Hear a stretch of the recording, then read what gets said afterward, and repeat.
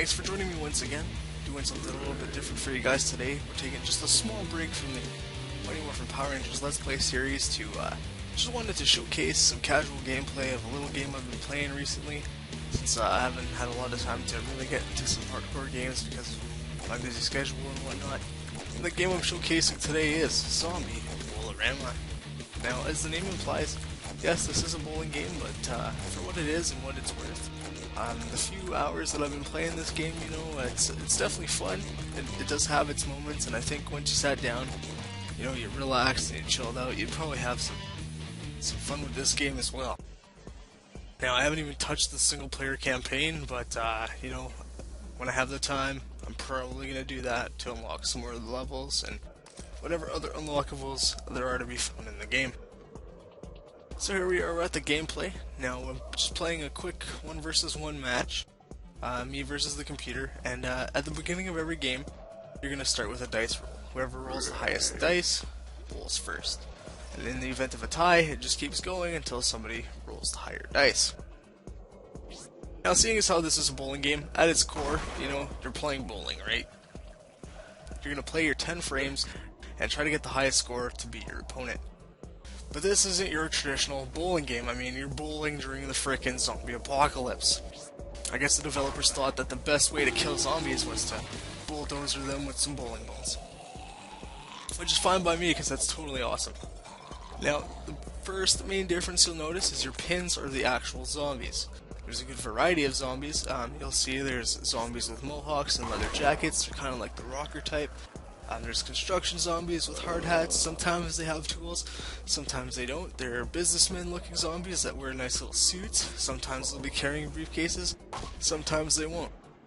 These are the only zombies I've come across so far. I'm thinking once I unlock some more of the levels, there'll be more specific level design zombies, which is all cool. I mean, you know, they're not really gonna hurt you, you know, if you miss them. They just kind of moan and groan and creep their way up, but they don't ultimately, you don't have any abilities to attack you or anything. It's more just of an aesthetic thing. Another big change in this game is there's lots of power-ups, and I mean there's like a plethora of them. Definitely adds a layer of strategy to the game, you know. You could either, if you notice, there are 2 colored types of gravestones on the lane. There's a green one and a red one. The green ones, they assist you specifically when it's your turn. And there's the red ones, which the opponents can use to kind of, let's say, even the playing field, if you will. And it just seems that they're conveniently placed closer to the gutters when they're on the lane, so that way you actually have to maneuver out of your way to get them. But yeah, it definitely adds a good layer of strategy. Like, you don't have to use them right away. You can save them, and when the time is right, or you know, you can use them whenever you want. And like I said, there's a huge plethora of power-ups. Well, I'm going to explain a couple of them. You'll probably see a few of them as this gameplay goes on. As you see here, the lane just turned to ice. It's meant to speed up your ball really fast. It hopes to slide it into the gutter. There's another power-up, as you saw earlier. It's a disco fever, where there's a disco ball in the lane, and the zombies just start dancing, and they get into these really difficult formations where it's basically impossible to get a strike. As you see here, there's the blockade power-up. Basically, it just drops blockades on the lane, and you actually have to maneuver your ball around the blockades to get to the pins, or the zombies, if you will. There's another cool power-up. It's one of my particular favorites. It turns the your ball into a beehive, which sounds kind of dangerous. I mean, sticking your fingers into a beehive isn't the smartest idea, but it is a pretty cool power-up in the sense that you know, once you throw this beehive ball at the zombies, whatever zombies are remaining on the lane, the swarm of bees will attack them, and you're pretty much almost guaranteed to get a strike. There are power-ups to shrink the gutters, there are power-ups to get rid of them entirely, there are power-ups to change the size of the gutters to make them larger, so that way you have a smaller surface to roll your bowling ball. There's power-ups to increase the size of the bowling ball, make it smaller. There's just a whole bunch of them, and I could probably talk for hours, you know, about them, and, you know, there's probably more that I haven't even unlocked yet, who knows. But the one big power-up that could also even the playing field is one that's called the, it's a 3x multiplier. Well, at least that's what the icon is. I think it's called the Stagortron 3000. That's a pretty cool name. But basically what that does is it activates a slot machine, and basically it'll put 3 status effects on the lane, or it'll give you 3 bonuses that'll help benefit you in any way. So if you see that power up on the lane, you best damn well grab it, because it'll help you tremendously. Now, one of the power-ups I do hate specifically, it's this crazy one where this gargoyle like crawls out of the ground on the side of the lane, and it starts producing this high-powered wind, and then it just kind of like scrapes the surface of the lane, but it's really high-powered, so it just seems like every ball you shoot through will automatically go into the gutter. If you guys know a way around this, please let me know. It'd be nice. It's just a pain in the ass to go through. But with that being said, you do have the ability in free mode to adjust the amount of power-ups you can have during a match. You could turn them off completely for a more traditional experience, or you could just leave it as is and leave it standard. And also this really cool one right here is the fireball one, where there's like a nitro pad on the lane, and your ball basically goes through it, turns into a massive fireball, and basically turns into a flamethrower and flames all the freaking zombies to hell, right? So there it is.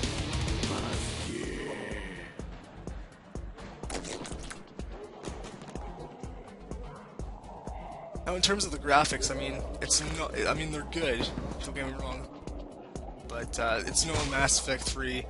It's no Street Fighter Cross Tekken, you know, any of the higher level caliber games. It's none of that. I mean, they're not perfect, but it's good for what it is. Like, I've seen games that have a lot worse graphics, and I'm not even playing on high settings. I think I'm playing on medium. So they look okay. Not perfect, but it's definitely manageable. It's like your eyes aren't going to bleed if you play this game.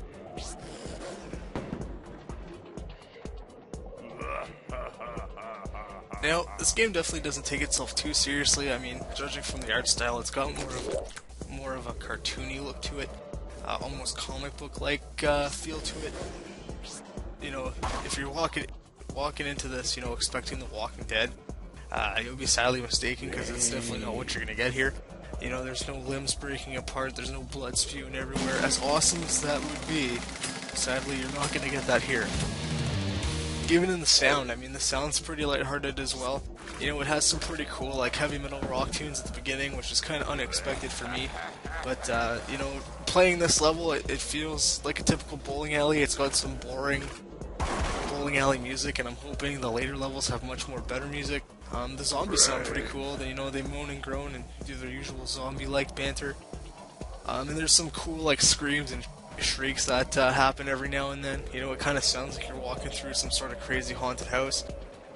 Mind you, it could get annoying at times, but I thought it really added to the aesthetic. So again, if you're coming here expecting The Walking Dead bowling, you're not going to get it.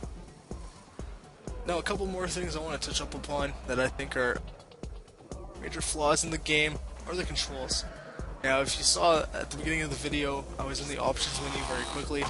There's only one control scheme for this game, and it's not so bad once you get used to it. But the first couple of tries, it feels kind of weird, because your only control scheme is your mouse. And how you control the ball is, you move the mouse left to right to position yourself on the lane, you left click and hold, and then flick your mouse up to shoot the ball. Now, depending on how hard you flick your mouse is going to determine the power of the ball. And then as the ball is rolling, you can control the trajectory by just moving your mouse left and right, and then that's how you would get your power-ups in the lane and so forth. So I mean, it's not so bad if you have a steady hand, but what if you're one of those people that don't have a steady hand and you're like, man, I wish I could play this game, but I can't, because I'm not that good with a mouse.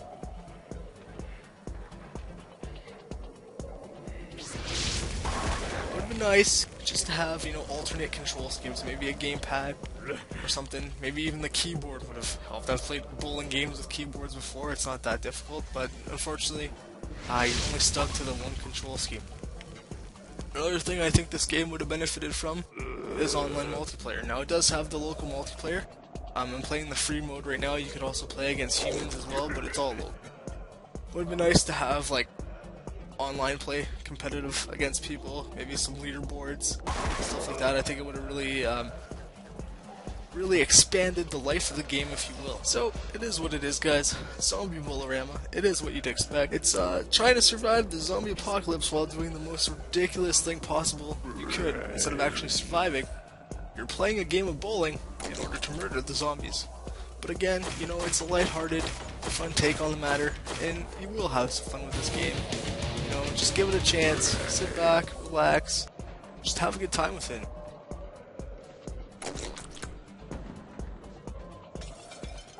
I'm sure you'll find a good time to be had here. Now with that being said, if you are interested in purchasing the game, you can find it on Steam for about $10. It's published by Momo Jumbo Games.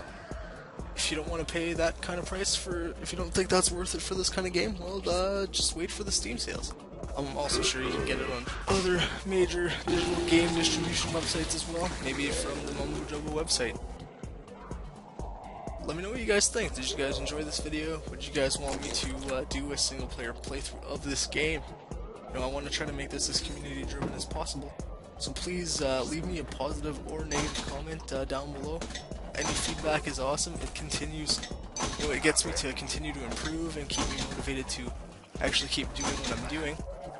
And until next time, guys, have a good one. And I'm going to leave you with the rest of the gameplay for this video. Take care, guys.